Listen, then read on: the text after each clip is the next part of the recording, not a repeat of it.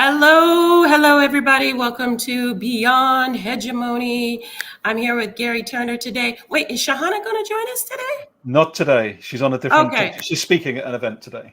So. Okay, all right. I was like, I just realized when we were offline, they go that we're missing a person. But thanks for joining us today, whoever is watching this live and whoever comes back to watching this. Thank you. We appreciate your support. And don't forget that we are also downloading these lives to Spotify for your podcast pleasure and support this podcast as well. But yeah, how you doing, Gary? Trina, I'm doing well. We had a good little chat before we came on. And I'm doing personally well. Navigating the wild beyond hegemonic wanderings and explorations, and just I don't know about you, Trina, but I find a really interesting challenge, but also a really high growth challenge is around this. How do you find joy in collapse? And this is something it's really what I'm exploring a lot at the moment. I'm wondering for you, like what that looks and feels like, because I know you're very polymathic in your thinking and how you navigate the world, but like how do you keep trying to find those moments of high vibration joy in amongst the madness? I think it's probably really centered around my belief systems, around what I believe is chaos and what I believe is just kind of the ebb and flow of creation and reality. I always often tell my clients, imagine your life is like dropped into a pebble. You're a pebble dropped into a body of water, and there's a ripple, and it hits a wall, and then it comes back. And you got the up swings, you got the down swings, you got the up swings, you got the but it just that's life. And so right now, with what is going on in the world, I just know that my beliefs create my reality and my thoughts create what I feel, So if I am in a state of despair, and this is kind of goes into the different types of empathy as well. But if I'm being empathetic to someone and I'm in those emotions with them and I'm falling apart, I can't really be compassionate. Now, if I'm compassionate, I can hear and I can feel and I can support, right? But I don't necessarily fall into their emotional field, right? I can go, that I feel you. But if I'm too cognitive, there's a cognitive empathy, which unfortunately I know a lot of pale scale people operate in, which is I can think about how you feel, but I can't really get into the feeling of it. And so then the mask of caring comes on, and the other person feels that, whether you guys realize it or not. People feel when you're really, truly being compassionate, right? Versus when you're being cognitively compassionate. It's kind of like when you go to the doctor and you know the difference between a good doctor and just the one that's your check, a number, get out. Okay, I've done my job. The cognitive doctor is going, okay, and you walk out feeling completely nothing and empty, right? They've said, that's bad. Versus, that must be heavy. Tell me more about what's going on with you. Oh, can I suggest this? That's the difference. And then the one that goes, come on, girl, let's go beat him up. That's not helpful to the situation. That's more like, that's that herd mentality of let's gang up, or let's solve the problem in a low vibrational way. You're being empathetic though, but it's usually not for the person's benefit. It's for your benefit and your emotions. So yeah, for me, I'm actually a little giddy, which is strange. Tell me more. Because I was like, about damn time. I am sick of this. I'm like ready. I know it's going to be a challenge for people to be uncomfortable. But being a Mm-hmm. woman, I already have had that experience. So it's nothing new to be uncomfortable. But everybody else feeling uncomfortable may be the generative way for a soul to come in and inhabit what has been pretty empty, you know? Mm. And so yeah, I'm okay with it to that extent. Now, I have a kid that I sometimes worry about, but at the same time, I have faith that I've given him tools. So yeah, that's how I'm dealing with it. And I daily send blessings to people who are struggling. I take a moment and I sit in silence every single night before I go to bed. I meditate and I say, you know, bless me or give me energy to help other people in this struggle and help them, and I'm not talking to any particular deity or anything like that. It's just me generating me. Mm-hmm. So yeah. What about you? What are you doing? Nice, nice. I love it. To be honest with you, I'm very lucky to have a systemic guide based in the Philippines, who I'm still doing work with around decolonization, sort of nearly 4 years on from the start of that journey, Trina. And Mm, what she helped me, and this is one example of this, is being in more radical spaces. So as mm, someone on the pale scale, right, who is male, like those spaces don't exist for me. Like it's very actually mm, difficult for me to find particularly Caucasian men, particularly mm-hmm, anybody that's Caucasian, that is willing to sit in this conversation for anything longer than 30 seconds.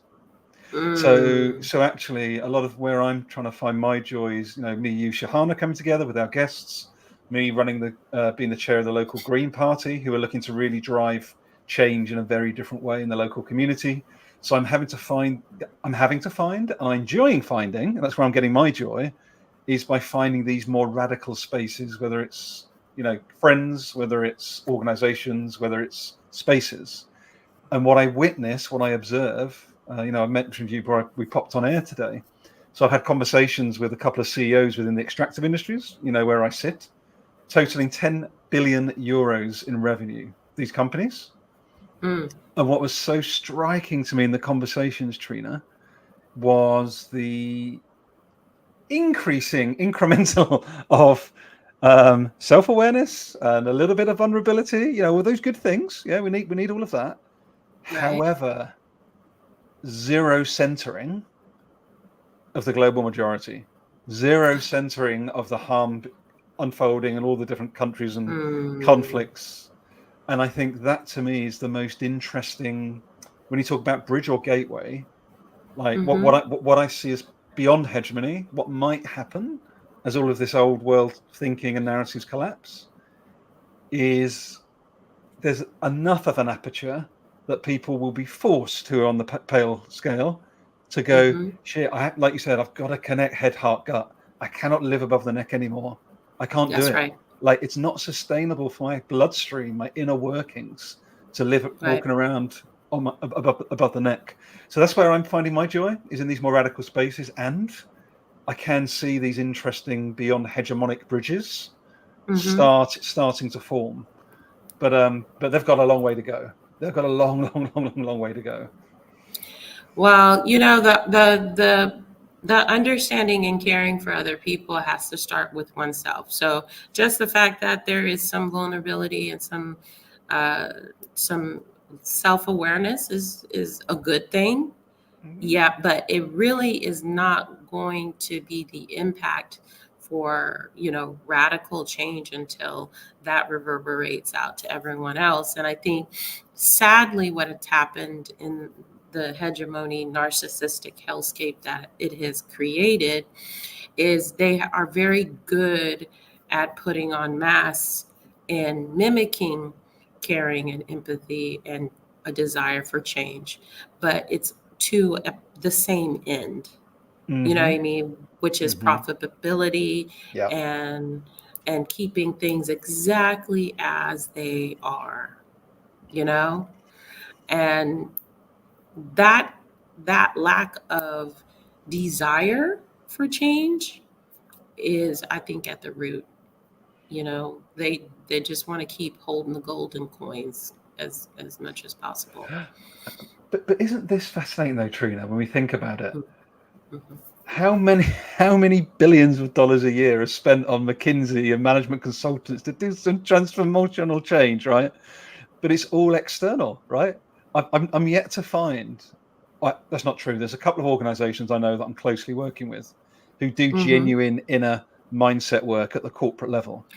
But I can tell you, Trina, I can count them on one hand, the number that are Mhm. trying to do it that way. Everything else is outside in, not the inside Mhm. out that you and I and Sahana always pull this back to, right? Right. Right. Right. It's It, amazing. it well, what I always remember when EQ and emotional intelligence came into the mainstream more, it was all in the corporate sphere, excuse Mm-hmm. me. And I say sphere, corporate sphere. Might need one of those as well. um, yeah, yeah, probably. Um, and I think for me, the disappointment is that, you know, we went from DEI, affirmative action, and all of these things to try to level up the playing field a little bit to Mm-hmm. complete decimation and destruction, and it doesn't work, you know, in a very short period of Yeah. time. So that right there is also the huge light bulb of the fact that it wasn't really authentic and there was really no true empathy in the process, or there is a need for appearances. And I think Mm-hmm. that is a very British thing, if, you know, a very European thing, the need for appearances. And so, but it doesn't really mean you feel what you feel really any empathy, but you want to appear that you do, you know? And I've experienced that firsthand, you know. So it's like, uh yeah, we got some foundational cracks that need to be addressed. And we were talking about history um, before we came home, and I think the correction of the neo-colonialism and colonialistic history is a big part of it, because I think there are some wounds that have yet to be revealed um, because of appearances. Mm. It's so insightful, Trina. One of the things I find really also intriguing, maddening, but also potentially infused, potentiality infused, is this the very people, the 1%, or even those below, such as a couple of the others who represent the 1% that I've spoken to recently, or 2%, Mhm.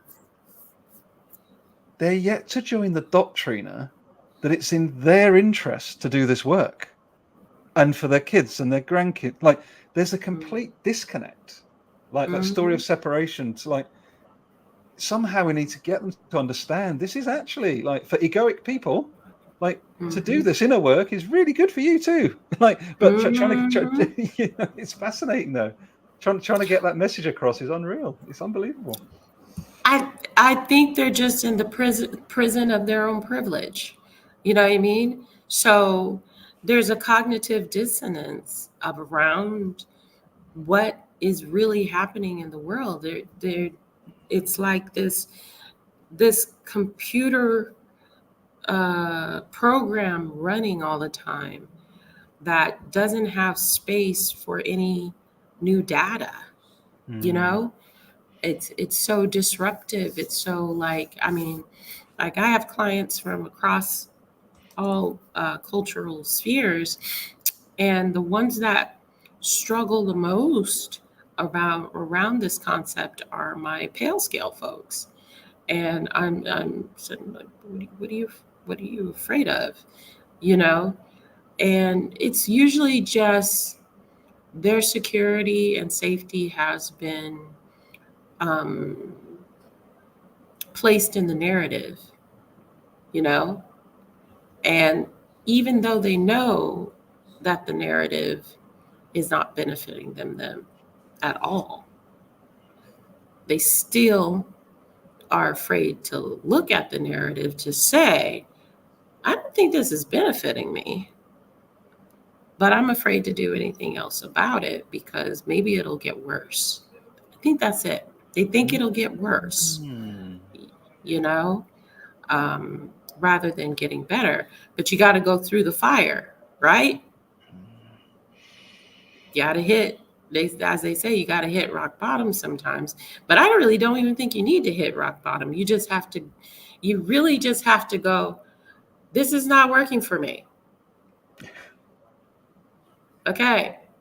I acknowledge this is not working for me. I've hit my head. What did they say? The definition of insanity is doing the same thing over and over again and expecting a different result. Come on. There you are. And this is how I describe colonialism as a whole, because they keep doing the same thing all over the world, expecting a different result, and there hasn't been. It just goes right back to another downfall, another destruction. So either they are the soulless aliens, or sums up. That's the sums up. I just saw that the police are now getting, because I always have to move it over to the metaphysical because it's mind, body, and spirit. The police in the US are now getting handbooks on UFOs, on how to react. Very good. Now, let me ask you, how many people through time were called nut cases or tinfoil heads and all this stuff, and now we're got handbooks being handed out to the U.S. police? What's that telling you? What is it telling you? How you feel about this, Gary? Intrigued.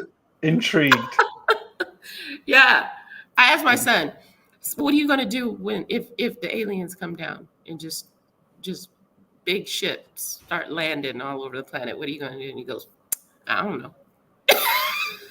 Good response. I don't know.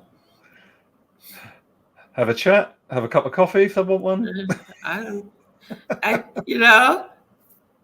So I bring this up only because I think we always deal with the mind, and we're really good dealing with the mind-body connection, but I don't really think we deal with the spiritual, metaphysical part. And I hear these conversations a lot, and they're so divided and segmented off, but they're all connected. And until we get to that place where we can discuss it in this way, I think that we're always going to struggle. That's a very insightful point. Trying to talk about spirituality, not religion, spirituality within a workplace is like trying to talk about Gaza and Israel in the workplace. Oh, wow.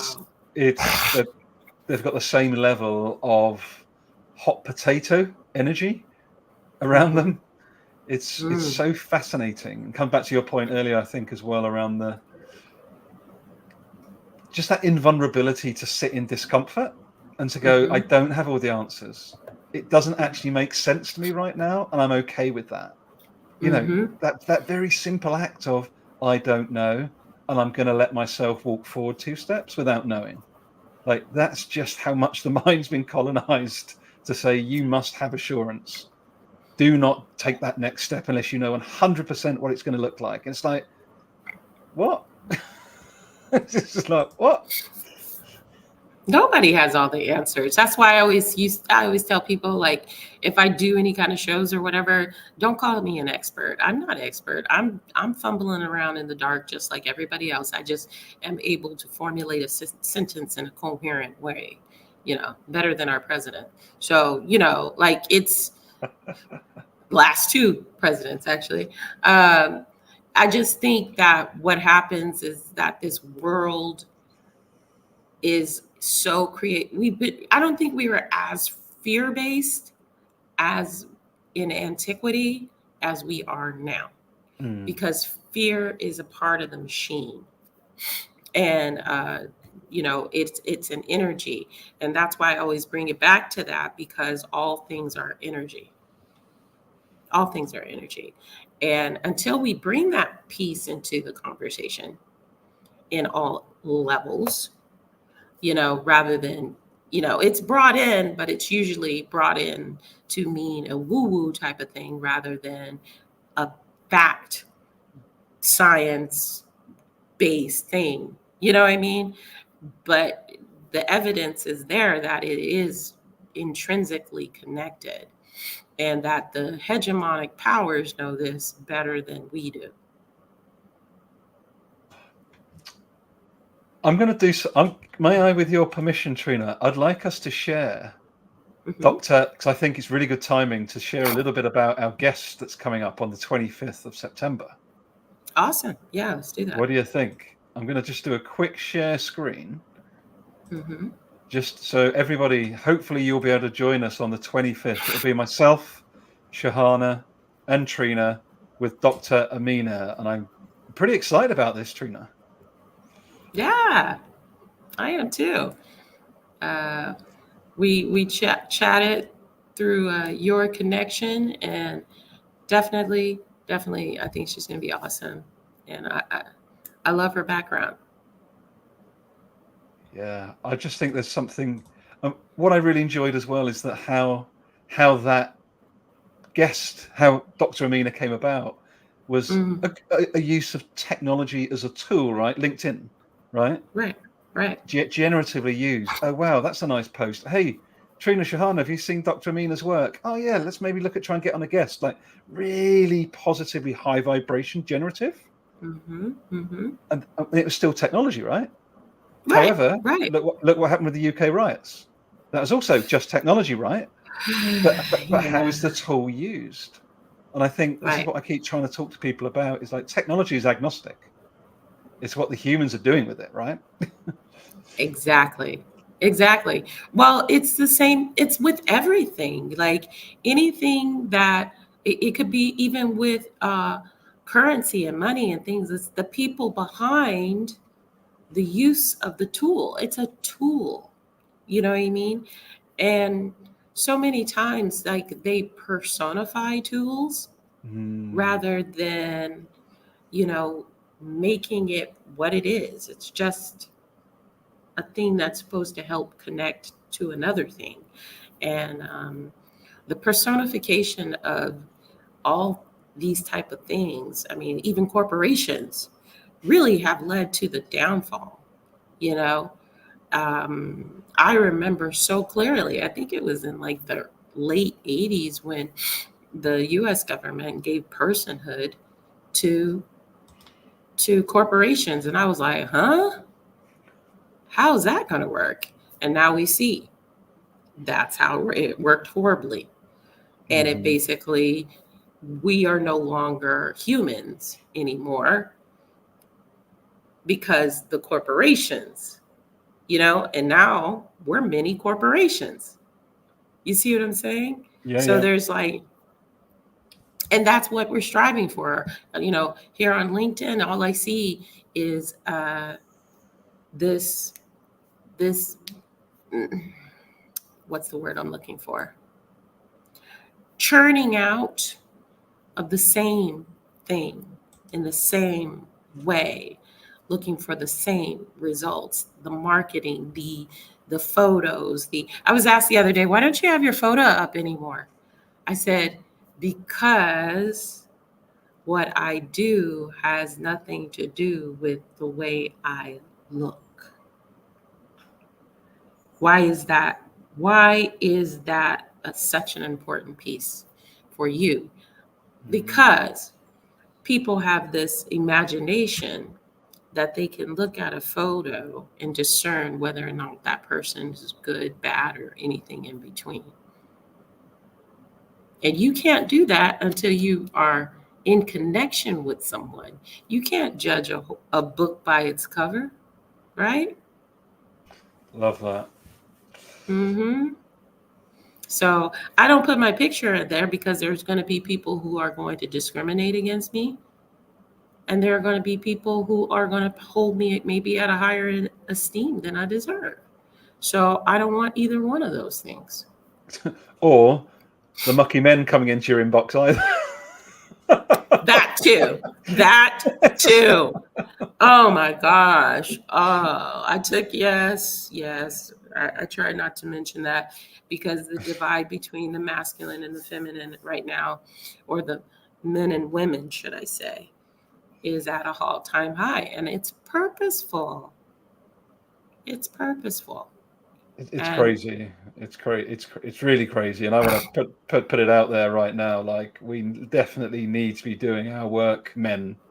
Let's be having conversations about this stuff. Let's not look at it as a sideline on the news. It's just horrific what happens to that bloody marathon runner in Africa. It's just like, what, like, and again, like you say, it's very low vibration, very hegemonic reactions. mm-hmm. Because they fear they're losing something that truly they never really had because hegemony had it and has it. You don't have what they promised. That's an illusion. What you do, you're a lapdog or a guard dog to their wealth, power, and control. But you don't have that. That's the part I don't understand. When is that going to click on? When you're going to click out of that delusion? You know what I mean? Interesting. We should. What's it? Go ahead. Sorry, I was just going to say to you, what are you sort of looking forward to, Trina, at the moment? What are you working on? What patterns are you spotting in the world that you're like, that's really intriguing, or where's that coming from? Mm. You know, what I see is a, a painful balancing out of energies. Um, kind of going back to what I just mentioned about masculine and feminine. I see the feminine stepping into its power that it used to have in antiquity before the story was rewritten to make everybody temptresses and whores. you know, um, I see a lot of opportunities there. You know what I mean?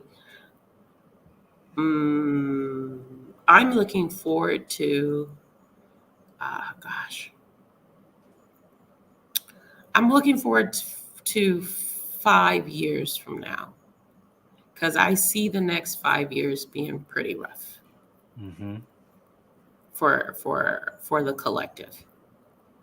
But then once we collectively start putting our energy towards the timeline and the narrative that we want to see in the world rather than the one they're trying to force on us. So that's what my message to everyone is you create your reality, okay? And if this is not what you want, daily say what you want. Okay? Say what you want and then let it go. That's the power of manifestation. Say what you want. Imagine what you want. Be in the emotions of what you want. What does it feel like? What is, you know, this is a beautiful exercise of like, let's imagine this and that. I imagine Gary and I sitting down at a cafe, someplace beautiful and tropical, and having a nice cocktail, or I don't drink alcohol, a mocktail, and just laughing it up, chatting, and Sahana too, and feeling like, hey, remember when we started this whole little thing and it just exploded to a global phenomena and everybody was seeking a life beyond hegemony and it's gone. That's what. I felt that. Yeah. Yeah. Felt that. How wonderful that would be. But you know what's beautiful about what you shared? The felt vision of that, Trina, but also I can say very, very clearly, I'm finding people. We found each other. There are more and more people Yeah. and I literally met 2 last week who even live near me, Trina, like within 15 minutes. And we sat Awesome. down and had a conversation like we have on this chat, on this platform. And I was like, wow, where have you been? And because people, as we become more conscious, more aware, delayer the conditioning, we're then like, the antenna's up, right? It's like, well, where are the other people that, and they are there, but they're all got their antenna up going, what's going on? Like, so there's this really intriguing, energetic shift that's occurring. And we are more and more people are finding each other. Like, and that's what I'm really inspired by, is like that network effect, that leverage is really starting to take hold now. I really believe that. Absolutely. And I had the same experience in the health food store the other day. I met an amazing lady, and by the time we were chatting for almost 45 minutes along with the store people, we were in a group hug by the end. Amazing. I was like, oh wow. Amazing. What is that? Wait, where have you been? Where have you been? I've been looking for you, right? So it is it's a natural cohesion, that happens when you are in your purpose, when you are in your high elevated vibration. And so if you are feeling lonely right now, that's okay. Because that's the time for you to learn about yourself, to understand who you really are beyond the hegemonic structures and the hegemonic mask and all those things. Let it fall away. Enjoy being with yourself. And then all of a sudden, slowly but surely, people will matriculate into your life the way that it's supposed to happen. Yeah. So, What a gift you are, Trina. And I wrote something down. It was so beautiful what you shared earlier in this conversation today. The prison of privilege. It's much easier to, because I continue to be on this journey, people. It's bloody hard work sometimes, but totally worth it. What's the hard bit?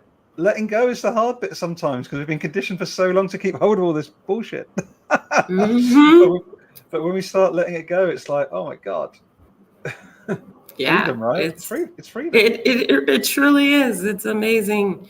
And you'll attract the low vibrational people from time to time too. But here's the thing: when you're healed, you can see them a mile away, and you'll be like, "Thanks, but no thanks." Tuck to the hand, bye bye, and then you'll get your tribe. I think at least that's how I feel about it. But I think we're over our time. Hey, I thank everyone that's here. Is there anybody here this time? I don't know. I don't see. Maybe somewhere. But somewhere. Anybody out there? No. Again, if you would like to have some coaching services with me, you can find me at thisreallifebooks.com, and you can click the coaching tab. I also have books that teach emotional intelligence to children. I have a fun clothing line that reminds parents to remind themselves that, you know what, we're all doing our best. And I call it gentle reminders. And then yeah, you can definitely support our podcast here. I also have a podcast called EQ Above IQ, Parenting with Emotional Intelligence and Healing the Inner Child. And yeah, and Gary, Beautiful, beautiful, beautiful work, Trina. Yeah, for me, I'll keep it short and sweet. Check out Radicality, radicality.co.uk for your corporate or one-to-one business thinking partnership, transformational support, and ecosystem services. Trina and Sahana, I'm really grateful, are 2 of the 13 collaborators as part of that ecosystem, and we're looking together to help you, if you work within an organization, small or large, to do the inside work for yourself and within your organization so that we see real world change on the outside. bravo. Yay. I love it. Got goosebumps on that one, Gary. Awesome. All right. Thank you, everybody. You Take have a care, blessed everyone. day. Take care for now.